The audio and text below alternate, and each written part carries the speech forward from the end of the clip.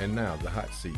And here's your host, Melba Williams. Hello and welcome to this special edition of The Hot Seat. I'm your host for today, Crystal Whitman. All right, well, we're going to go ahead and get started. You have national attention from a science project that started, a social studies project.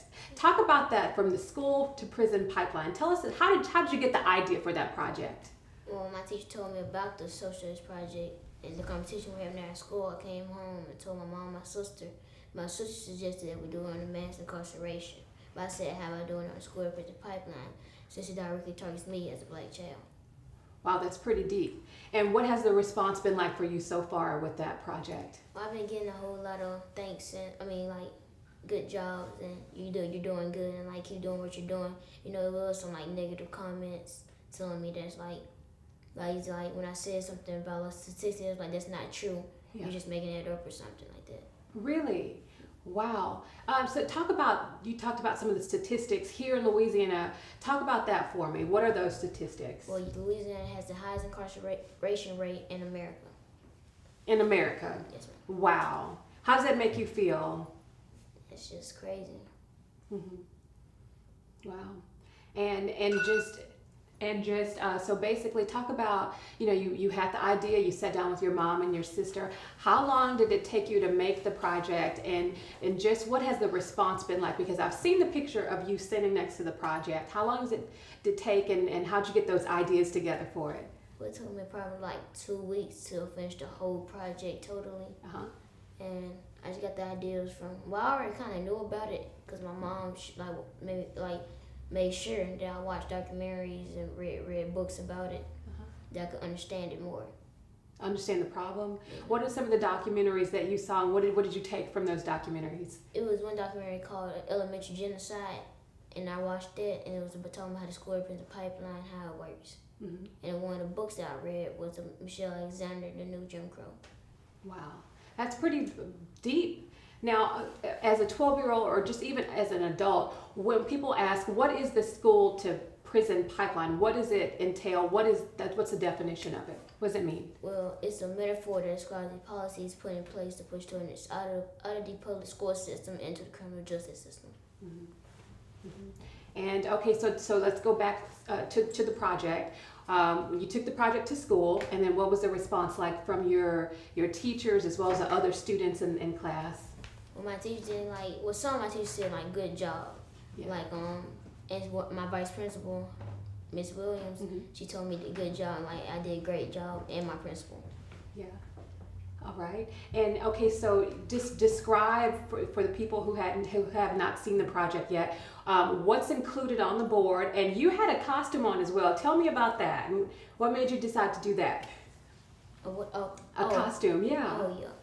Well, my stepdad gave me and my mom the idea to do that. Just put a little sass on it, a little bit more, make it interesting to people. Mm-hmm. When I did, show us, put it on social media, and when I went to the competition, that I might have an easier chance of winning. Yeah, yeah, and it does. I mean, it definitely brings the project to the forefront of a issue that's right here in Louisiana. So take us back to your school. So you were at Morehouse. You were at a magnet school, Morehouse Middle School. Morehouse Magnet. Okay, so did you win at that level? How did that go for you? I won first place at my school and first place at regionals. Wow, that's pretty impressive. And what was the response like from the judges, for the students? What did they learn, and what did you learn from it too? Well, from my judges at school, they told me that it was a great project, and it was a good topic to pick. And the students, they were just I did try to tell them they weren't interested, because at my school it don't actually happens at my school. Yeah. And I don't see it at my school every day, because it's not really an issue at my school. So it's if it doesn't affect them, they don't really care. Exactly. That's how most people are. If something doesn't affect them, and so just talking to the judges, had they had a project like this before? And you said you tried to tell your friends at the school about it before, but they weren't listening. Well, I'm not sure if they had a school prison pipeline before, but I'm not sure if they did or they did not. But I mean, if they did, I think whoever did the project on school prison pipeline had the same intentions as me too. Mm-hmm. Talk about, and I know you did a lot of research. Tell me about just some of the research that you did. You said you saw those 2 videos, but what else did you do, and what else did you learn from it? Like, did it open your eyes to something? What did you learn? Well, I learned that blacks are 4 times more likely to be suspended than their white peers and are given harsh punishments for doing the same actions. And also that to incarcerate a child is $407 a day, and annually is $148,767 a year. Wow. And you've done the math there. Definitely. Just talking to your friends about it, is it like, do they get it now since you've gone on and you won these awards? Do they get it? Well, I'm not sure they really get it, because like every time I try to bring up the topic, like I said, if it doesn't affect them, they don't care. Mm-hmm. They don't try to like learn or read books about it. Just like, it's not happening to us, so it must not be real, when it really is like a hard topic and issue in America and in Louisiana. Yeah, that is definitely true. And our whole entire state. Did you ever imagine when you sat down with your family to make this project that it would go? I mean, you have gotten national attention already, Did you feel that it was going to get this big? How did you feel? Well, I didn't know it was going to get this big. I was just trying to make an A on the project. Well, you did a good job making that A. Last weekend you went to another competition. Tell me what that was, that competition, and how did you do there? That was a state competition, and I didn't place at all out of 5 places. Mm-hmm. What was the experience like for you? I was angry, confused, and mostly mad because I didn't place. Mm-hmm. Mm-hmm. Well, I mean, as we were talking before the show, you still won because you're getting your message out there to so many different people. And tell me what's next for you. Well, I think I want to start my own YouTube channel about the school to prison pipeline, and like to inform more people about it. So I don't want to like after to do this project like, okay, I'm done. I want to keep doing this so I can help tell people about it and empower them. Well, we thank you so much. We want to keep you right here in the hot seat, and you at home, we want you to stay with us as well. We're going to be right back after these commercial breaks. Stay with us. We'll be right back with more Hot Seat. You don't want to miss us on Koala Radio. It's the hot seat with me, Melva Williams, 5 days a week, 10 a.m. and 4 p.m. on Koala Radio. It's just music, baby.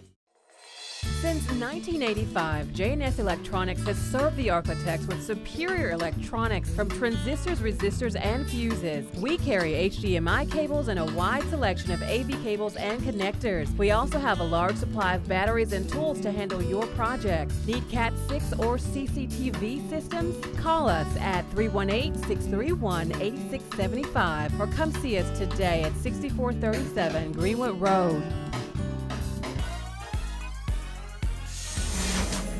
Hey everybody, and welcome back to the hot seat, and we have a very special guest today, Jaylin Kennedy, all the way from Bastrop. Thank you so much for staying with us here in the hot seat, Jaylin.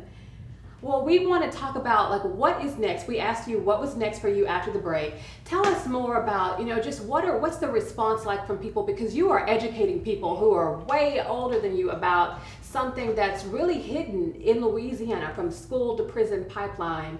So just tell us what's next for you and what's been the response like from people so far. Well, I have given a lot of good responses about me doing a great job on the project, and that I should keep on continue empowering the people and telling them more about it and informing them so it won't die down.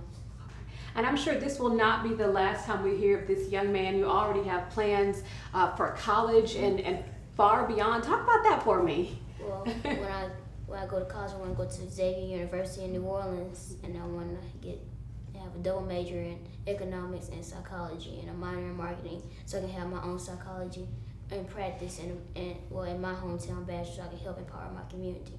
And just empower our entire state of Louisiana. We love our state, but there's also something coming up. I read somewhere that you may be going to Washington, D.C. as well. Talk about that for me. Well, yes, about they sent me a thing about the student leadership, and it was like they sent me a thing that I should go this summer, and my teacher recommended me for being a good leader, because I had my GPA was high and I was doing a good job at school.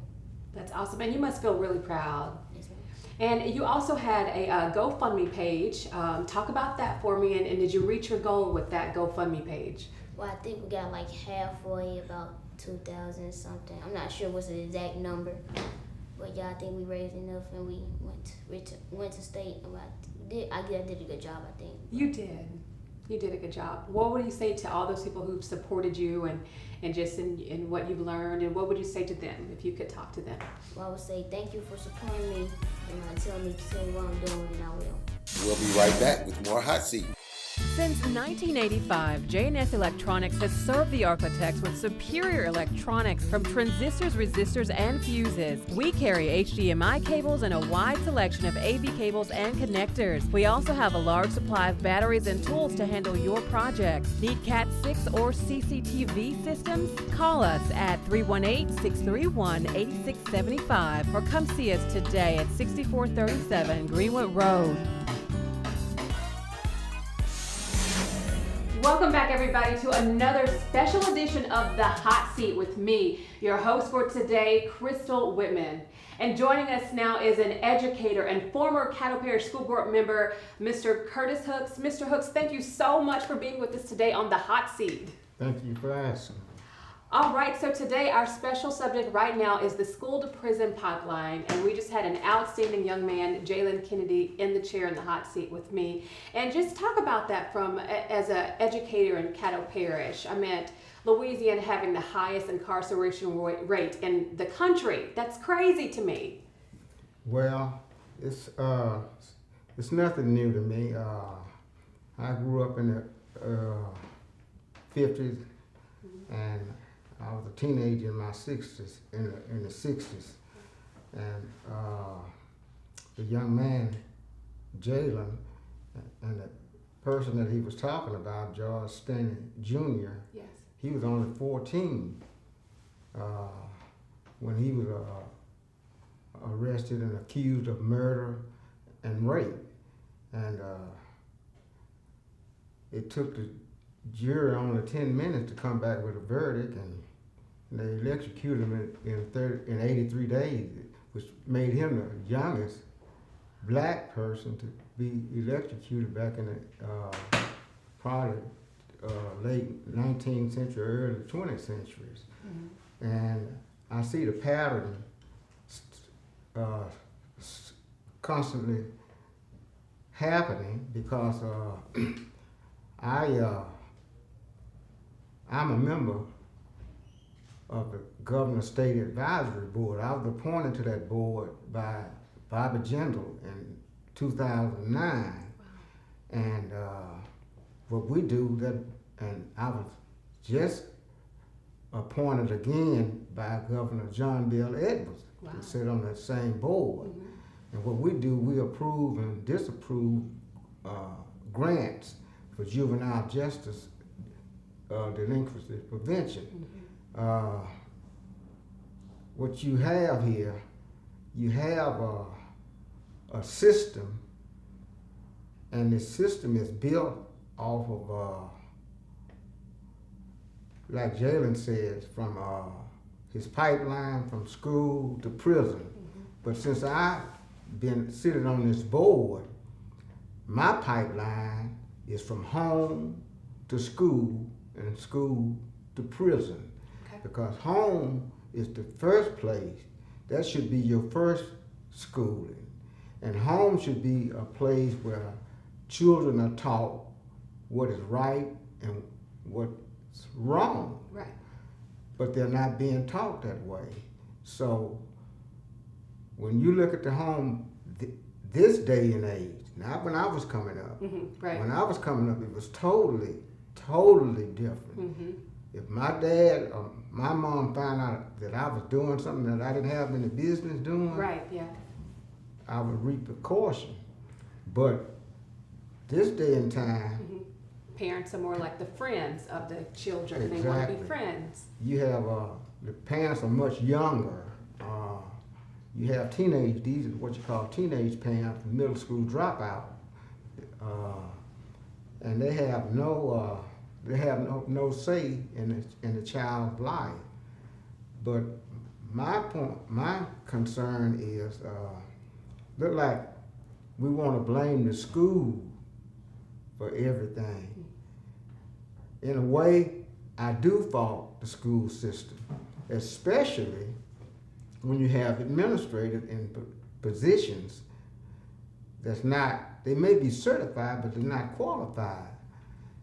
Certified but not qualified. Yeah, certified but not qualified. You got to have some qualifications. And I fault the school system on this part, and I'll go back to the home after this, but the school system, if a child does something, if he does the least amount of offense, he's sent home, he's suspended. Right. And when you are suspended, you go into the streets. And when you go to the street, you're going to the jail. Because you're going, out of mind makes a devil's workshop. That's so true. And that's why we have so many, and most of the ones that are being suspended are black children. I'm not. Is that just in Caddo or? That's everywhere. I've gone to conferences across the United States, Okay. and the majority of the students that are being suspended and sent to the juvenile center or jail are black students. Wow. I've gone to conference when I was on the school board, and I've gone to conferences when I became a member of the Governor's State Advisory Board for Juvenile Justice Delinquency Prevention. And if we can find administrators that will not send children home, and that's another reason too why our grades, why we have failed in school. A child can't learn unless he's at school, unless she's at school, he or she are at school. That's the only way you can learn. You can't learn in those streets. Now you can learn street things. Right, exactly. Yeah, you can learn street things, but book-wise, you can't learn it. You have to be at school. So, but if the kids are not getting it at home, okay, and the teachers are certified but not We'll qualified. be right back with more Hot Seat. You don't want to miss us on Koala Radio. It's the Hot Seat with me, Melva Williams, 5 days a week, 10 a.m. and 4 p.m. on Koala Radio. It's just music, baby. Since 1985, J&S Electronics has served the architects with superior electronics from transistors, resistors, and fuses. We carry HDMI cables and a wide selection of AV cables and connectors. We also have a large supply of batteries and tools to handle your projects. Need Cat 6 or CCTV systems? Call us at 318-631-8675 or come see us today at 6437 Greenwood Road. Average folks focus on what they're going through, but champions focus on where they're going to. There was a time in my life when I was headed nowhere, but giving up was never a choice. Giving more was. The good book says that this race is not given to the swift, but to those who endure to the end. So here I am. New doors are opening, because I am Southern.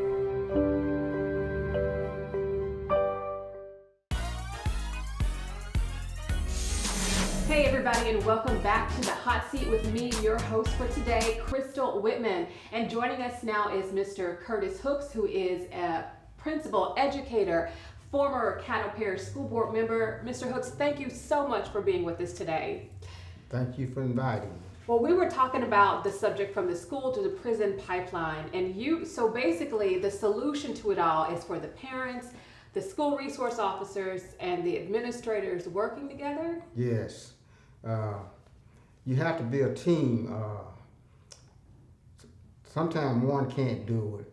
So therefore, there has to be a team. And that team should consist of first the parent. The parent must make contact. The parent should be the first to see that their child is struggling rather than the teacher. See, the home enforced the school, and the school reinforced. Right. The home reinforced the school, and the school reinforces the home. So, home is the first place. We look at that. Now, once that parent contacts that principal and set up a conference with he or she with the school resource officer and the principal, then you can get the ball rolling. You can figure out what's going on, and you can nip that problem in the bud right quick. Right. Now, speaking of parents, we know that you are the former principal of Fair Park High School here in Caddo Parish, one of the schools that former principal. At Fair Park, me? Yes. No, I was former principal at Hollywood. Hollywood, okay. But I was a school board representative. Right, thank you. Okay, all right, you're putting me in the hot seat now. But just talk about that. There's an ongoing issue in Caddo Parish schools with Fair Park and BTW. Talk about what is the issue there. Well, the issue is they want to close Fair Park and make it a middle school and send those students to either Huntington or Booker T, because all of them are not going to Booker T. Okay. Now, my problem is that you're sending failing students to a failing school. Now, I have the utmost confidence in the administrative staff at Booker T. But what's happening, and my concern, it's a big concern with what's being placed in the student's head about Booker T.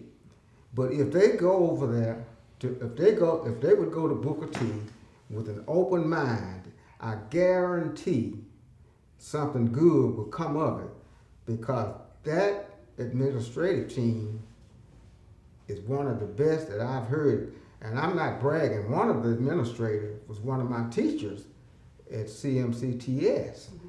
And she was one of my top-notch teachers. Her students always scored well and everything. And the principal, she's from Green Oaks. And you see how Green Oaks scores moved up. Right. So with her skills and her assistant principal skills, I don't know the other young lady but I know she's from Walnut Hill. So with those people, I can see good things happening to Booker T, but the students that are coming from Fair Park will have to go there with an open mind. I've already heard in the neighborhood that they were going over there and they were not going to let those children from Booker T run them. They're going to run things. They've already stated it. I'm not telling you what someone told me. I'm telling you what they told me. Right. So I told them, if they go there with a different mindset, and if they really want to learn, I can see good things coming out of Booker T. And I told them that you would be one of the good things that came out of Booker T. Me? No, that person that I was talking to. Right. Okay. And you know, that question was asked, can anything good come out of Nazareth over 2,000 years ago? And the same question is being asked, can anything good come out of Booker T? Yes. Yeah. Yes. But you will have to be that person. That student will have to be that person to let something good come out of Booker T, because they have to put it in their mind. They're used to hearing nothing but bad things about Booker T. Both my children went to Booker T and graduated from Booker T. Did they? So I have no problem with sending anybody or recommending anybody to go to Booker T. Talk to us, for the viewers at home who are just trying to get up to speed. Where did the problem come in? Why did they all of a sudden say, hey, let's merge these two schools? Because they didn't, the reason they wanted to, they probably had a choice, Woodlawn or Fair Park, okay? They didn't want the children from Woodlawn going to Southwood, and they didn't want the children from Woodlawn going to Captain Shreve, because they would have either gone to Captain Shreve or Southwood. So then they jumped in right quick and got the fire started before everything got to rolling, and picked Fair Park. Right. And this is what started everything, because when I was on the board, they tried to close Fair Park, period. They tried to close it, period. What year was this? This was when Dr. Dawkins was superintendent. I want to say I got on the board in 2010. This was during his Vision 2020. This was Okay. I think this was 2012 or 2013. Okay. But after he caught so much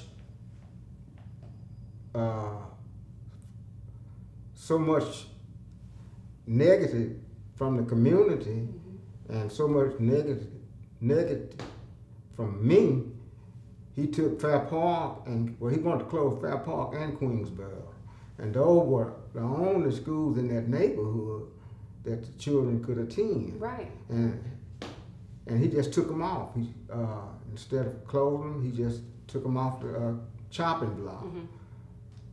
But I mean, you know, these schools have been failing schools for a long time. What's the solution there? Well, the solution is put you some good administrators in there. If you got good administrators, you're going to have teachers to follow them. Right. And the way you can choose a good administrator is if you're a good teacher and you have control over your classroom, all of your classes, and you never write a referral, that person is the one you need to talk into going into administration, because that person would be the one to make you a good principal and pull those test scores up. So pull them out of the classroom and put them into leadership roles. Yes, ma'am. Wow. That's what happened to me. I never wanted to be an administrator. Okay. I just wanted to be a good classroom teacher. I never wanted to be an administrator. But other people saw the qualities that I had. And I appreciate them in a way, because I didn't even want to be on the board. I didn't want to be on the school board. Okay. But when God tells you to do something, you have to do it. He wanted me on there. Absolutely. But let's get back to, I mean, the emotion for parents and for students at Fair Park at BTW is real. You got to acknowledge that. Talk about that. What have you heard? Okay. I've heard that the parents don't want their children to go to Booker T. But what we're doing now, we're living in a day of changing. Times are changing. I know Fair Park has been there for years. It's been a high school for years. You can't put all your eggs in one basket. You can't just say, well, I went to Fair Park, Grandma went to Fair Park, I want my child to graduate from Fair Park. Right. All you want is your child educated wherever the school may be. If it's at Fair Park, Booker T, Kumbaya. Okay, Kumbaya. Wherever. Yeah. You want them educated. And the school shouldn't matter. And the parents need to get that into their mind. As long as their children are being educated, wherever they might be, that's the main problem. I mean, that's the main solution. The parents have to get it. When they get it in their mind, they need to put it in their children's mind. Well, we thank you so much for being in the hot seat with us, Mr. Hooks. We appreciate you so much. And thank you so much at home for watching. We'll see you back here next week. Bye-bye.